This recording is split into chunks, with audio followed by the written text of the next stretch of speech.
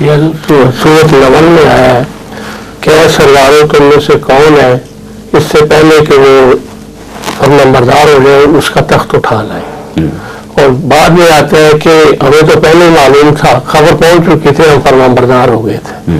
جب وہ فرمانبردار احساس تھا کہ فرمانبردار ہو جائیں گے تو ان کا تخت کیوں اٹھایا؟ پہلے لانے کی کیا مسئلہ ہے؟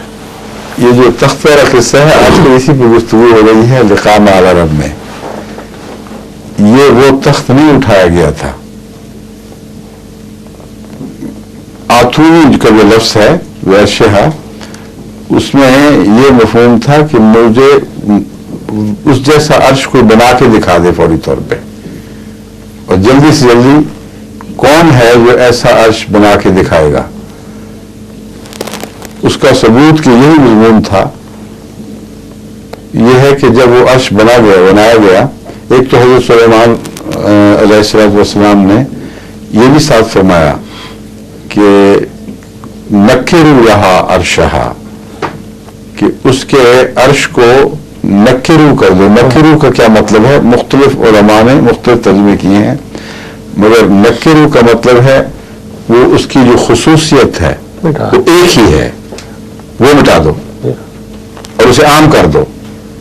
اس پر بہت سے مفسرین غلطی سے یہ سمجھے کہ اس کی شکل بدل دو، اور ایسی شکل بدل دو کہ وہ پہچان نہ سکے۔ اب یہ ترجمہ قطعی طور پر قرآنی بیان سے غلط ثابت ہو چکا ہے، ہو جاتا ہے، کیونکہ جب ملکہ سبا آئی اور اس سے پوچھا گیا کہ یہ عرش کیسے تمہارے والا ہی ہے، تو اس نے جواب دیا کانہ ہوا، اتنا مشابہ ہے کہ گویا ایک ہی ہے۔ تو نکیرو نے کیا کس طرح تھا؟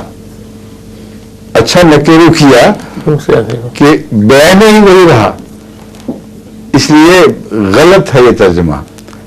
نکیرو کا مطلب ہے ایسا اور عرش بنا دو کہ وہ اس کا غرور ٹوٹ جائے کہ میں تو اتنی عظیم شان ملکہ ہوں کہ میرے تخت جیسا دنیا میں تخت ہی کوئی نہیں، ویسا تخت حضرت سلیمان کے پاس بڑا ہوا دیکھ لو، اور اتنی جلدی میں بنایا گیا ہو۔ تو یہ حضرت سلیمان کے زمانے میں جو صنعت پر ان کو عبور تھا، اور جو خدا نے صنعت ہی ترقی عطا فرمائی تھی، یہ اس کی مثال ہے کہ حیرت انگیز طور پر اللہ تعالیٰ نے صنعت اور کاریگری کے ملکے ان کو عطا فرمائے تھے، اور ایسے مختلف عمراء تھے، سردار تھے، جن کے اپنے کاریگر، اپنے ماتحت کام کرنے والے اپنے دائرے میں فنکار تھے۔ تو ہر ایک نے جو باتیں کی ہیں وہ مبالغہ آمیزی کا وہ طریق ہے جو شاہی درباروں میں چلتا ہے۔ آپ یہ کہیں کہ مجھے فلاں چیز چاہیے، تو یہاں عام بڑے درباروں کی جو بات عام کہیں جی حاضر سائیں بس ابھی آئی، اور بعض ابھی آئی میں اگر کھانے کا وقت ہے تو اگلے کھانے کا وقت آ جاتا ہے وہ نہیں آتی۔ تو یہ ایک محاورہ ہے، ان میں سے ہر ایک نے اپنی بڑائی کی، اور یا خدمت کے شوق میں کہ ہمیں موقع ملے، انہوں نے کہا ہم جلدی کرتے ہیں، لیکن بنایا کیا ہے؟ ایک اور تخت بنایا ہے۔ اور اس میں اسی صورت میں حضرت سلیمان کے لشکر میں بڑے بڑے کاریگروں کو ثابت ہونا کا شامل ہونا اس طرح ثابت ہوتا ہے کہ وہیں دوسرے ملک میں جا کر ایک ایسا محل تعمیر کیا ہے جس کے اندر شیشے کے فرش لگے ہیں، اور اتنا شفاف شیشہ ہے کہ اس میں سے آر پار پانی دکھائی دیتا ہے مگر شیشہ دکھائی نہیں دیتا۔ یہ چیزیں اس سے قطعی طور پر ثابت ہوتا ہے کہ جو ایسے کاریگر ہوں ان کے لیے ملکہ کا تخت بنانا کون سا مشکل ہے، لیکن اس کے لیے جاسوسی کی گئی ہوگی، اس کا دیکھا گیا ہوگا، اس کا نقشہ اس کو نوٹ کیا گیا ہوگا۔ بس جو بھی پیغمبر گیا بعد میں اور اس نے خط پیش کیا ہے سلیمان کا، وہی اسی پیغمبر کے سپرد یہ کام کیا گیا ہوگا حضرت سلیمان کی طرف سے کہ اس کے تخت کی بڑی شہرت ہے، اس سے اس کا ڈیزائن دیکھ کے آؤ کیا ہے۔ تو وہ کوئی اس قابل آدمی تھا جس نے عمدگی سے اس کا ڈیزائن دیا ہے یا ذہن پہ نقش کیا ہے یا مخفی نوٹس تیار کیے ہوں گے. واپس آ کے اس نے بتایا کہ یہ شکل ہے. تو اس پہ حضرت سلیمان نے فرمایا مجھے اس کا تخت چاہیے. کون ہے جو اس تخت کو لاتا ہے میرے پاس؟ وہاں جا کر لانے کا کوئی اشارہ بھی اس میں نہیں ہے. اگر جا کر لانا ہو تو اس سارے قبیلے کو اس وقت کیا ہوا ہوتا، ان کے سارے ملک کے سپاہی، اس کے محافظ، وہ سارے کے سارے جہاں سے وہ تخت نکل کے آیا تھا. اگر جن نکل سکتا تھا دیواروں میں سے تو تخت تو دیواروں میں سے نہیں نکل سکتا تھا، وہ جن نہیں تھا. اس لیے یہ فرضی کہانیاں بن گئی ہیں جس پہ وہ لوگ سوال ہی نہیں اٹھاتے. جبکہ قرآن کریم انہی آیات میں کچھ آگے چل کر ایسے لطیف اشارے کر دیتا ہے کہ جس سے پچھلا پیدا ہوا وہ مسئلہ خود بخود حل ہو جاتا ہے. بس حضرت سلیمان کا پوچھنا کہ یہ تخت وہی ہے تو اس کا یہ کہنا کان نہ ہو صاف بتا رہا ہے کہ نکرو میں ہرگز کوئی بھی اس تخت کی شکل نہیں بدلائی گئی تھی. نکرو کا دوسرا معنی ہی ثابت آتا ہے کہ ایسا کر دو کہ پھر اس کا معرفہ ہونا باقی نہ رہے، اس کا تنہا ہونا، منفرد ہونا مٹا دو. اور وہ مٹ گیا اور اس نے سبق حاصل کر لیا. اور اس نے اب یہ واقعہ آنن فانن بہرحال نہیں ہوا. محل کتنی دیر میں تعمیر ہوا، اس میں شیشے کی تیاریاں، ایک لمبا پڑاؤ ہے. اور جو جواب دیا ہے ان میں سے ایک سردار نے وہ یہ بنتا ہے کہ پیشتر اس کے کہ یہاں سے پڑاؤ اٹھے میں وہ تخت حاصل کر دوں گا. یہ کافی وقت مراد ہے. اور ایک نے کہا کہ جب تک تیرے جو نگران فوجی ہیں جن کے دستے ہر وقت دور دور ممالک تک جاتے ہیں اور ان کی سرحدوں کو چھو کے واپس آتے ہیں، ان کے آنے سے پہلے جتنی دیر ان کو لگتی ہے میں یہ حاضر کر دوں گا. اور طرف سے مراد صرف نظر نہیں ہے، طرف سے مراد وہ فوجی دستے بھی ہیں جن کو سرحدوں کی نگرانی کے مشن پہ بھیجا جاتا ہے. تو قرآن کریم کا کلام ایسا ہے کہ اس میں آنن فانن کا طبی رجحان بھی نظر آ رہا ہے اور گہرے معنی بھی ہیں کہ جس میں پن ہے لفظوں کے اوپر. اگر آپ چاہیں تو دوسرے معنی قبول کر لیں، اس میں پھر وقت بہت پھیل جائے گا. تو یہ سارے محاورے بھی ہیں اور بعض محاوروں کے پیچھے کوئی ایک مضمون بھی پوشیدہ ہے. اس لیے اس کو سطحی طور پر دیکھنا بہت ہی لغو حرکت ہے اور اس کے نتیجے میں قرآن کریم کی عظمت پہ حرف آتا ہے اور اللہ تعالیٰ کی سنت پہ حرف آتا ہے. کیونکہ رسول اکرم صلی اللہ علیہ وسلم کے ساتھ جو خدا کی سنت جاری تھی وہ انسان نبی کی حیثیت سے جاری تھی. حل کنت الا بشر رسولا، اور تمام عرصہ بشر رسول کی سنت جاری رہی ہے. جو اعزاز دکھائے گئے ہیں وہ اپنوں کو دکھائے گئے ہیں، غیروں کو نہیں دکھائے گئے. وہ اعزاز جن کو یہ معجزہ جس طرح کے وہ بیان کرتے ہیں اس میں کچھ شوبدے کا رنگ بھی پایا جاتا ہو، شوبدہ نہیں مگر حیرت پائی جائے اس میں، وہ اعزاز جو ہیں وہ غیروں کو نہیں دکھائے گئے. جنگ احد میں کون سا ایسا اعزاز دکھایا گیا تھا جس سے آج صلی اللہ علیہ وسلم کے بدن کی بھی حفاظت ہوتی، صحابہ کی بھی حفاظت ہوتی. بالکل عام روزمرہ کی جنگ ہے. جنگ بدر میں فرشتوں کا مضمون ہے مگر باقاعدہ لڑائی ہوئی ہے، صحابہ کے خون بہا ہے، جن تو کوئی نہیں آیا وہاں مدد کے لیے. جنگ حنین میں کیا واقعہ ہوا ہے، دوسرے جو مارکے ہوئے ہیں، غزوات ہوئے ہیں. جنگ احزاب میں، غزوہ احزاب جس کو کہتے ہیں، اس میں کیا واقعہ ہوا، کہاں جین آئے ہیں، کہاں انہوں نے باہر سے کھانے اٹھا کے داخل کیے ہیں. بس حضرت صلی اللہ علیہ وسلم خاتم النبیین ہیں. اس مضمون کو لوگ بھول جاتے ہیں. آپ کی مہر جو ہے اس مور سے ملتے جلتے نقوش اگر انبیاء میں ہوں گے تو سچے ہوں گے. یعنی جن کو آپ کی مور تصدیق سچا دکھائے. مور تصدیق انہیں کو سچا کہتی ہے جو اس مور کے تابع آتے ہیں. یعنی مور کا نقش اگر سچا ہے تو اس کے نقوش نقش میں ہوں گے. بس ان معنوں میں ایک ختم نبوت کا مفہوم ہے جو بہت ہی اعلیٰ درجے کا ہے کہ انبیاء رسول اللہ علیہ وسلم کی سیرت کے نقش اگر رکھتے ہیں، انبیاء اگر رسول اکرم صلی اللہ علیہ وسلم کی تاریخ کے نقوش اپنے اندر رکھتے ہیں، خدا کے سلوک کے نقوش اپنے اندر رکھتے ہیں، وہ مدھم بھی ہوں تو وہ نبی ثابت ہو جائیں گے، لیکن مخالف ہوں گے تو نبی ثابت نہیں ہوں گے. یہ بہت اہم پہچان ہے تمام دنیا کی انبیاء کی.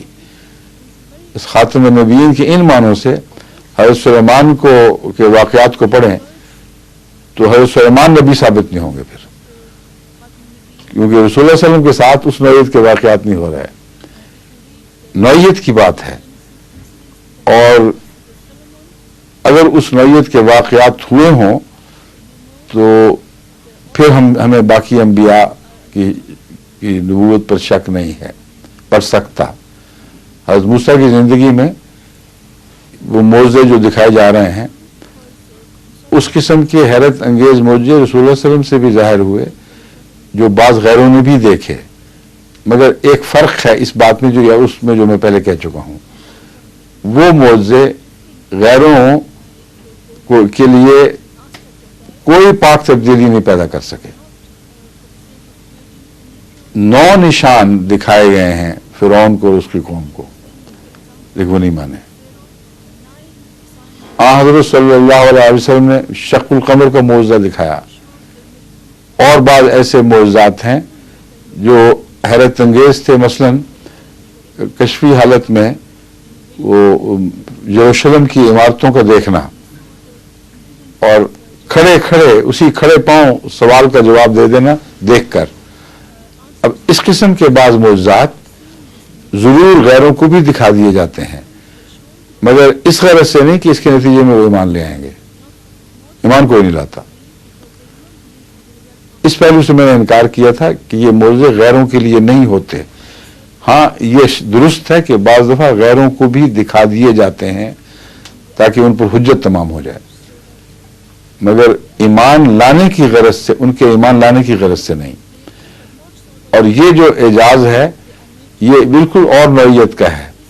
روزمرہ کی زندگی میں معجزوں کا یہ عمل دخل کہ آپ کے کام معجزوں سے چل پڑیں یا ایسی مخلوقات سے چل پڑیں جو انسانی زندگی سے الگ کوئی مخلوق اپنے دائرے میں زندگی گزار رہی ہے، یہ اعجاز میں کہہ رہا ہوں کبھی رسول اللہ صلی اللہ علیہ وسلم نے نہ دکھایا، نہ اسے سنت انبیاء میں قرآن کریم نے ثابت کیا. بس باریک مضمون ہے کہ میری مراد کیا ہے، نقوش کیسے ثابت ہوں. یہ میں بتانا چاہتا ہوں کہ حضرت صلی اللہ علیہ وسلم کی زندگی میں یہ معجزہ کبھی ظاہر نہیں ہوا کہ آپ کا محل، آپ کا گھر جنوں نے بنا دیا ہو. یہ معجزہ کبھی نہیں دکھایا گیا کہ آپ کی یورش پر جن حملہ آور ہوئے ہوں. فرشتوں کی مدد ہے، اس کے باوجود خونریزی ہو رہی ہے. فرشتوں کی مدد ہے مگر مسلمان ہاتھ پر ہاتھ رکھ کے نہیں بیٹھے ہوئے. وہ مدد کس طرح کام کرتی ہے اللہ تعالیٰ فرماتا ہے اس کے جنود کو کوئی بھی نہیں جانتا میرے سوا. اور وَمَا النَّصْرُ إِلَّا مِنْ عِنْدِ اللَّهِ، فرشتوں کو تو ہم کہتے ہیں مگر یاد رکھنا کہ اصل مراد یہ ہے کہ اللہ کی طرف سے مدد آتی ہے. وہ مضمون بالکل مختلف ہے. حضرت سلیمان کے واقعات اس سے بالکل مختلف ہیں اگر ان کا لفظی ترجمہ قبول کیا جائے. یہ میری مراد ہے. پرندوں کا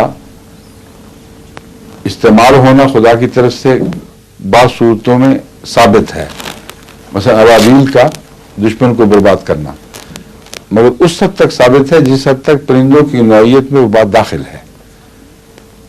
سے بڑھ کر نہیں.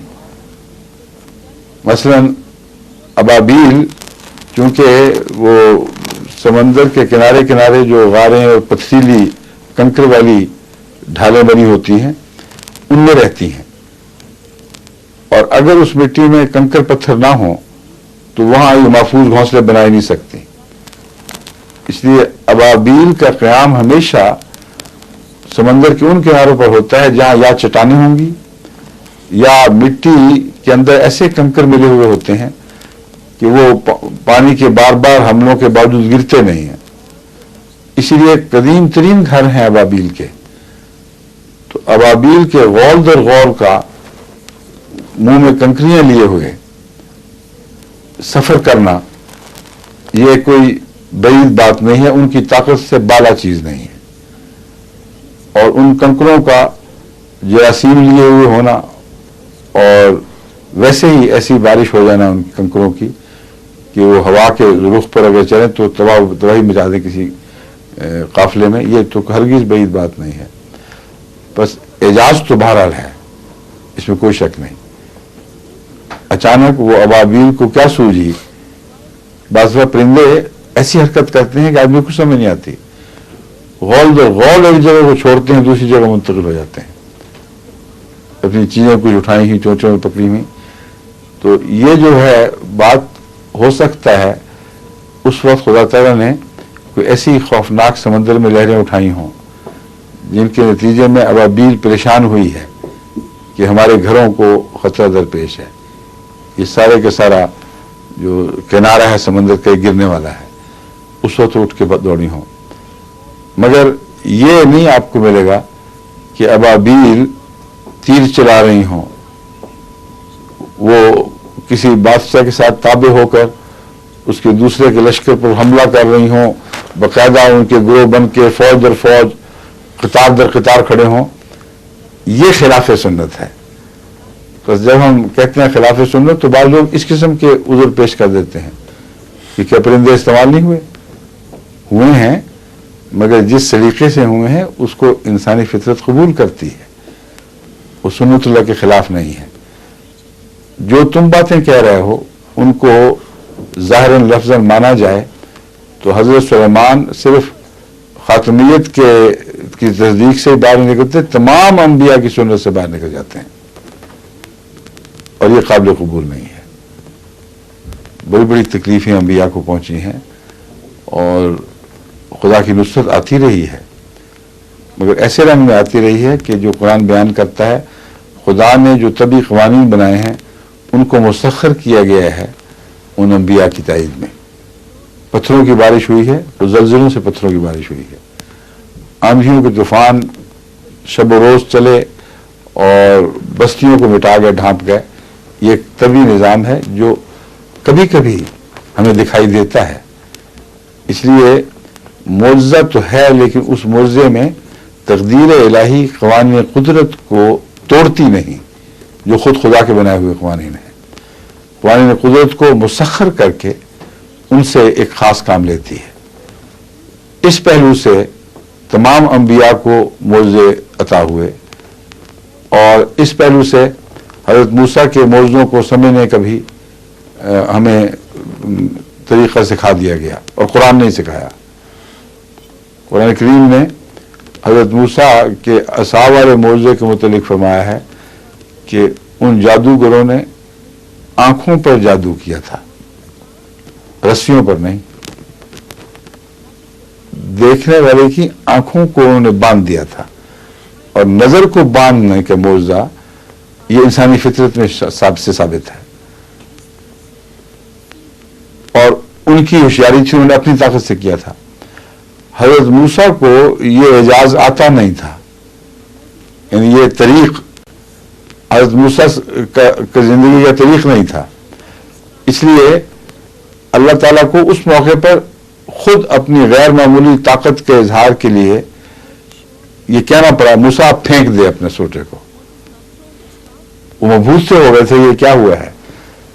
تو اللہ تعالیٰ نے فرمایا، حالانکہ وہ پہلے فیصلہ ہوا تھا کہ پہلے تم ڈالو گے کہ ہم ڈالیں گے.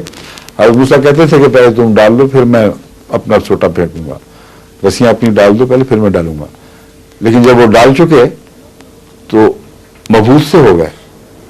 قرآن کریم فرماتا ہے کہ اللہ نے فرمایا کہ موسیٰ اب پھینک اپنا سوٹا. اذن الہی سے وہ ان کا نظر کا جادو ٹوٹ گیا, اور اللہ تعالیٰ فرماتا ہے کہ جو کچھ انہوں نے جھوٹ بنایا تھا اس کو سونٹا کھا گیا. اور جھوٹ کیا تھا؟ نظر کا جادو, جو قرآن خود کہہ رہا ہے. سحروا اعینہم سحروا اعین الناس, لوگوں کی نظروں پر جادو کیا ہے, رسیوں پر نہیں کیا, اور ان کو رسیاں دکھائی دینے لگیں.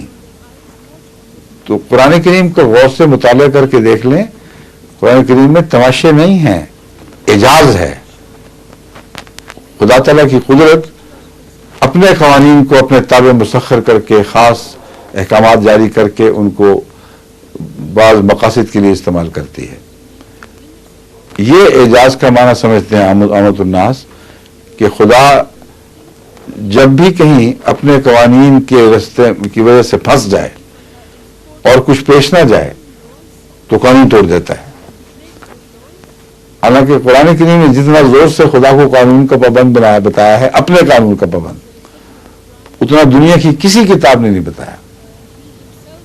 وَلَن تَجِدَ لِسُنَّتِ اللَّهِ تَحْوِيلًا وَلَن تَجِدَ لِسُنَّتِ اللَّهِ تَبْدِيلًا, اس مضمون کو اور قانون قدرت کے متعلق کہ اس کو قیامت تک کوئی نہیں بدلے گا. اجل مسمى تک مجال ہے جو اس کو تبدیل کر دے. بین ہی یہی اللہ تعالیٰ کا مزاج اس تخلیق سے ثابت ہوتا ہے جو ہم روزمرہ قانون قدرت میں مشاہدہ کرتے ہیں. کوئی فرق نہیں ہے. جو لا ہے اس کو کوئی توڑ نہیں سکتا. ہاں, قانون کے بالا ایک اور قانون جو پہلے دکھائی نہیں دے رہا تھا وہ جاری دکھائی دیتا ہے. قانون کے نیچے ایک اور قانون جو نچلی سطح پہ کام کر رہا ہے ہمیں دکھائی نہیں دیتا, وہ دریافت ہو جاتا ہے.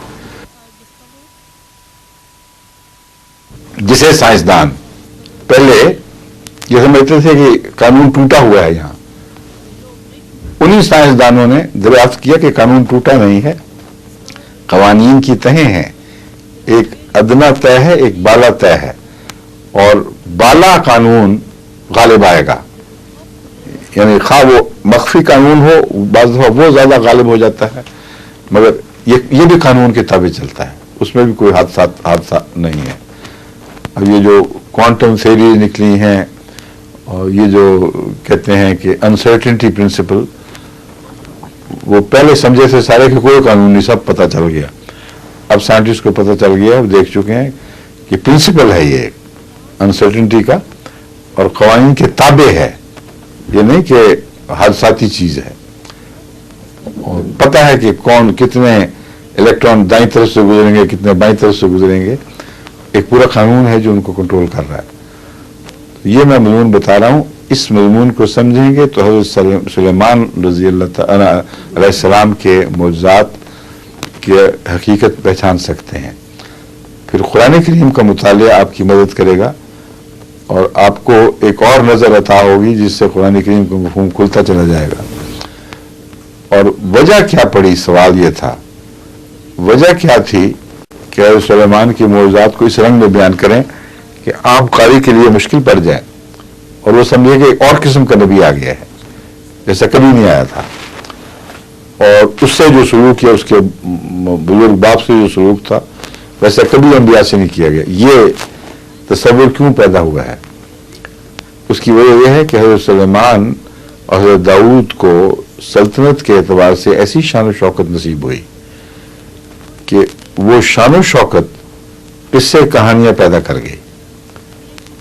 جتنے لیجنڈز, جتنی کہانیاں حضرت سلیمان اور حضرت داؤد کے گرد بنی گئی ہیں, وہ کسی نبی کے گرد سلطنت اور دبدبے کے اعتبار سے نہیں بنائی گئیں. اور وہ کہانیاں بائبل میں بھی آ گئیں. اب قرآن کریم یہ مضمون بتانا چاہتا ہے کہ ان قصوں کا اصل کیا تھا. قصے ایسے تھے جو تمہیں اگر تم غور سے نہ سنو یا غیر اس میں دخل اندازی کر دیں تو تمہیں غلط سمت لے جا سکتے ہیں. اب ہم ان قصوں کے قریب تر رہتے ہوئے ان کی حقیقت کے اسی شان کا کلام تمہیں دکھاتے ہیں، لیکن تمہیں اب موقع دیں گے کہ اس کی کنوں کو سمجھ جاؤ۔ یہ میں سمجھتا ہوں قرآن کریم کا انداز صرف اس بارے میں نہیں بلکہ ہر اس تاریخی حقیقت سے متعلق ہے جس میں بائبل کا ایک بیان ہے اور اس میں کچھ نقائص دکھائی دیتے ہیں۔ قرآن کریم اسی بیان کو لیتا ہے، طرز بیان بدلتا ہے تو وہ نقائص ختم ہو جاتے ہیں، لیکن بنیادی طور پر تائید بھی کرتا ہے بعض واقعات کی۔ ابتدائے آفرینش کا بائبل کا بیان پڑھ لیں، قرآن کریم کا بیان پڑھ لیں، حضرت یوسف کی قصہ یا واقعہ بائبل سے پڑھیں، یہاں سے پڑھیں، تو آپ کو ہر جگہ ملتے جلتے واقعات کی طرز بیان میں ایک ایسا نمایاں فرق دکھائی دے گا کہ قرآنی طرز بیان اس کمزوری کی نشاندہی کر دیتی ہے جو پہلی طرز میں داخل ہو گئی تھی، خدا کی طرف سے نہیں تھی۔ ان حقائق کی تائید اور تصدیق کرتی ہے جو خدا نے واقعتاً فرمائے تھے، مگر ان کی گھونڈی لوگ اپنی غلطی سے سمجھ نہ سکے۔ تو زمین و آسمان کا بننے کا واقعہ ہے، وہ بھی آپ دیکھ لیں، انسان کی پیدائش کا واقعہ ہے، تو حضرت سلیمان سے متعلق کوئی الگ طرز اختیار نہیں فرمائی گئی۔ یہ بھی اسی سنت کا حصہ ہے جو اس میں کوئی تبدیلی نہیں ہے۔ پرانے قصے جس رنگ میں بیان ہوتے تھے ان کو اسی طرح اٹھایا تاکہ یہ نہ ہو کہ بالکل ہی جھوٹ بنایا گیا ہے، اور ان کی حقیقت سمجھانے کے لیے چابیاں بیچ میں رکھ دیں۔ میں کل بتایا تھا آپ کو، مثلا حضرت سلیمان کے متعلق منطق الطیر کا ذکر ہے کہ آپ کو پرندوں کی زبان سکھائی گئی۔ اب منطق الطیر کے دو معنی ہیں، ایک یہ ہے کہ پرندے جو بولیاں بولتے ہیں حضرت سلیمان کو ان کا مفہوم سکھلا دیا گیا، ان کی زبان کی جو گرامر تھی، ان کی ویکیبلری وغیرہ جو کچھ بھی وہ ہے وہ آپ کو سکھا دیا گیا۔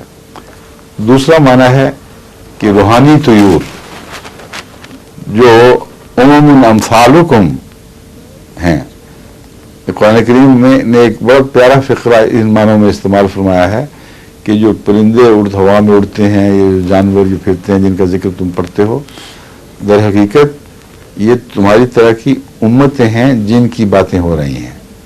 ان کو پرندے نہ سمجھ لینا، ان کو جانور نہ سمجھ لینا، کیڑے مکوڑے نہ سمجھ بیٹھنا، ایک یہ معنی ہے۔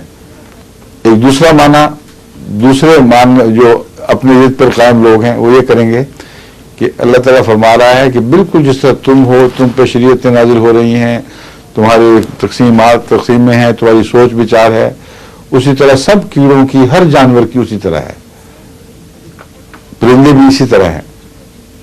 حالانکہ قطعی طور پر ثابت ہے سائنسی مشاہدوں سے، جو خدا کی تخلیق کا مشاہدہ کر رہا ہے اپنی طرف سے باتیں نہیں بنا رہا ہے کہ یہ مراد نہیں ہے۔ تو جو اچھا معنی ہے، جو خوبصورت اور دلکش معنی ہے، اس کو چھوڑ دیتے ہیں اور تماشے کے معنی کو لے لیتے ہیں۔ تو یہاں بھی اب طیور جو ہیں اس کا معنی یہ بنے گا کہ روحانی پرندے، جیسے حضرت عیسیٰ علیہ السلام روحانی پرندے بناتے تھے، جس طرح اللہ تعالیٰ طائر کو فی عنقکم کہتا ہے، تمہارے طیور تمہاری گردنوں میں لٹکے ہوئے ہیں، تو وہاں طیور کا محاورہ ہے، نہ کہ جس واقعتاً لفظی طور پر پرندے مراد ہے۔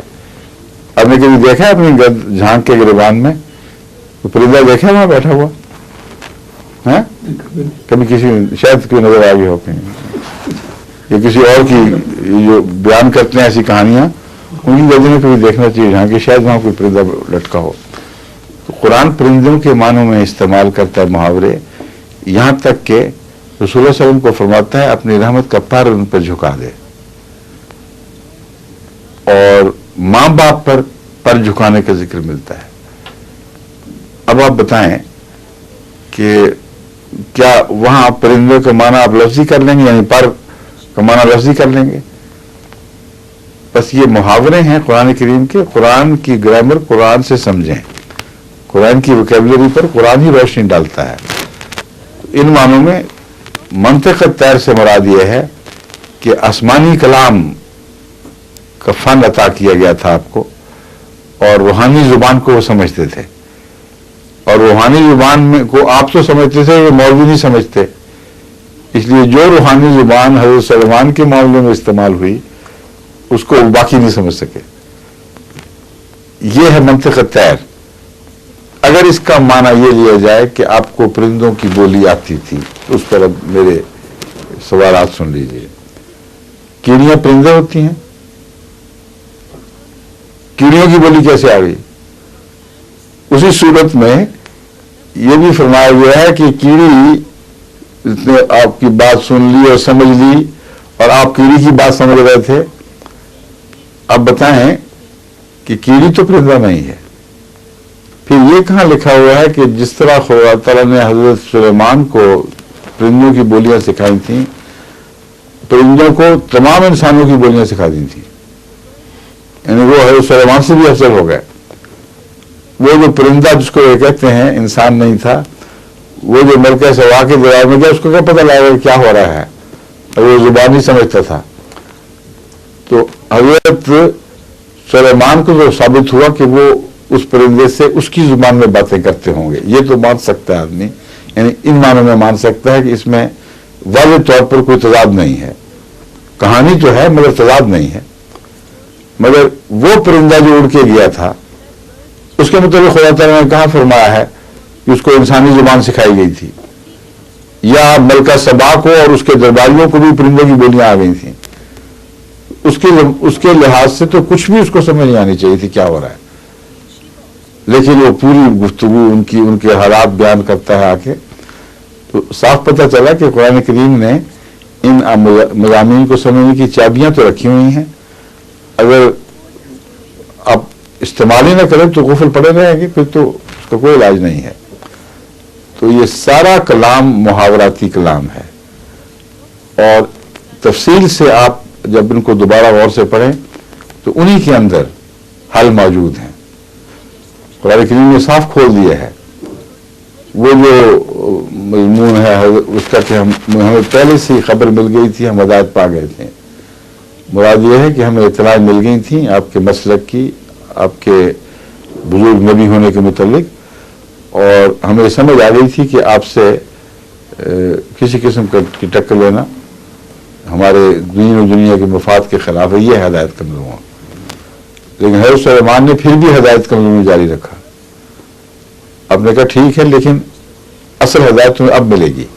تو جب اس کو معنی سمجھائے گئے تو اس وقت اس نے پھر گواہی دی ہے. نکالو قرآن کی میں بتا دیتا ہوں. وہ آخری ہدایت تھی جب اس نے پانی دیکھا اور بیچ میں شیشہ نظر نہ آیا اور شیشے کو بھی پانی ہی سمجھ لیا، اپنے پاؤں سے، اپنے ٹخنے سے اپنے لباس کو اونچا کر لیا. تو کیا پیغام تھا؟ توحید کا پیغام تھا کہ تمہیں سورج میں جو خدا دکھائی دے رہا ہے، دراصل سورج تو خدا نہیں ہے، اس کے پیچھے خدا ہے. اور تم چونکہ سورج کی سطح کو میں ڈوب گئی ہو اور تمہیں اس میں خدا میں فرق دکھائی نہیں دے رہا، کیونکہ نور بالکل آر پار اتر گیا ہے. تو خدا کا نور جہاں بھی جلوہ گر ہوتا ہے اس سے آر پار نکل جاتا ہے، اور دیکھنے والے دھوکے میں سمجھتے ہیں کہ یہ خدا ہی ہے، حالانکہ اس کے خدا اور اس کے درمیان کچھ پردے بھی ہوتے ہیں. پردہ چمکتا ہے تو انسان اسے خدا سمجھ لیتا ہے. حضرت سلیمان علیہ السلام نے جب یہ مضمون تصویری زبان میں بھی اور گفتگو میں بھی سمجھایا تو اس وقت ملکہ کے دل میں سچا ایمان پیدا ہوا ہے. وہ سمجھ گئی کہ وہ کیا بتایا جا رہا ہے. وہ بھی دیکھ لیا اپنے عرش جیسا عرش، اور سمجھ گئی کہ میں منفرد نہیں ہوں اور خدا کے سوا ہر چیز میں تکرار پائی جاتی ہے. نہ کہ ہوا کہ یہ مطلب تھا. توحید کا مضمون تھا جو اسے سمجھایا جا رہا تھا، اور وہ ذہین تھی چونکہ وہ سمجھ گئی. اب یہ لوگ مفسرین جو تماشبین بن گئے ہیں، ان کا یہ حال ہے کہ یہ لکھتے ہیں کہ وہ جو حضرت سلیمان نے جو شیشے کا فرش بنوایا تھا اور پانی رکھا تھا، وجہ یہ تھی کہ بڑے کنفیوژن میں اور بڑے گو کی حالت میں تھے. سمجھ نہیں آ رہی تھی کہ اصل بات کیا ہے. آپ کو یہ اطلاع مخفی ملی تھی کہ ملکہ سبا بلقیس کی ماں یا باپ میں سے ایک جن ہے اور یہ دوگلی عورت ہے، آدھی جن کی اولاد ہے، آدھی انسان کی اولاد ہے. تو آپ یہ دیکھنا چاہتے تھے کہ یہ روایات سچی ہیں یا جھوٹی ہیں.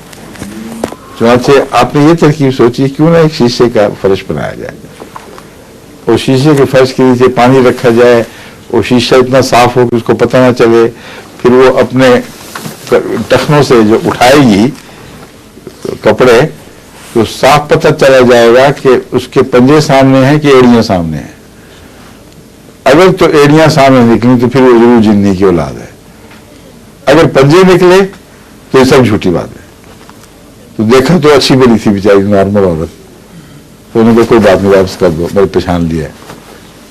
یہ ان کا مبلغ علم ہے، یہ ان کی اڑان ہے. یعنی ان کو پرندوں کی بولی نہیں آتی، صرف زمینی کیڑوں کی بات سے سمجھ لیں مگر پرندوں کی بولی ان کو نہیں آتی. یہ کلام الہی ہے جو پرندوں کی بولی میں ہے. اب آپ دیکھیں دوسری کہانی سن لیں ان کی. ہدہد کو کہتے ہیں کہ واقعتاً وہ ایک فوجی پرندہ تھا اور اس کے ساتھ پورے کا پورا لشکر تھا ہدہدوں کا. اب جتنے بھی آپ نے جتنے سائنسدانوں کے مضامین کا مطالعہ کیا ہو، اگر کیا ہو پرندوں کے رہن کے بود و باش کے متعلق ان کی طرزوں پر، فوجی پرندوں میں ہدہد کو شمار نہیں کر سکتے. اس کا کوئی دور کا بھی تعلق نہیں ہے. بازوں کا اگر لشکر ساتھ ہوتا تو ہم مان جاتے، عقابوں کا لشکر ہوتا تو ہم کہتے ٹھیک ہے. ہدہد کہاں سے فوج میں داخل ہو گیا؟ اس بات نے خود پرانے مفسرین کو بھی کافی مشکل میں مبتلا رکھا ہے.